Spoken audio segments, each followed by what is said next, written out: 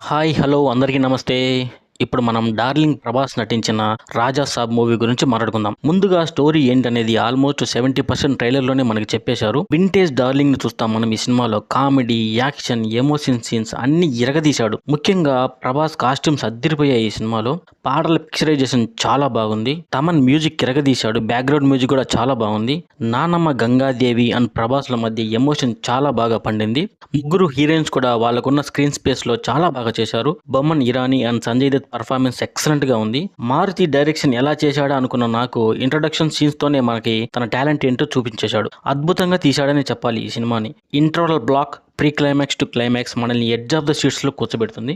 ఈ cinema plus points వచ్చేసి darling Prabhas, Thaman background music, comedy scenes and cinematography. ఈ cinema minus points వచ్చేసి length of the film, some VFX shots. ఫైనల్‌గా నేను చెప్పేది ఏందంటే ఈ సినిమా ప్రొడ్యూసర్ ఒక 10 మనీ కౌంటింగ్ మిషన్స్ ఆర్డర్ చేసుకోవాలి. ఎందుకంటే కలెక్షన్ల సునామీ ఇప్పట్లో ఆగదు కాబట్టి. నేనిచ్చే రేటింగ్ ఈ సినిమాకి 3.5/5. ఫ్యామిలీ ఆడియన్స్‌కి perfect movie for this Sankranti.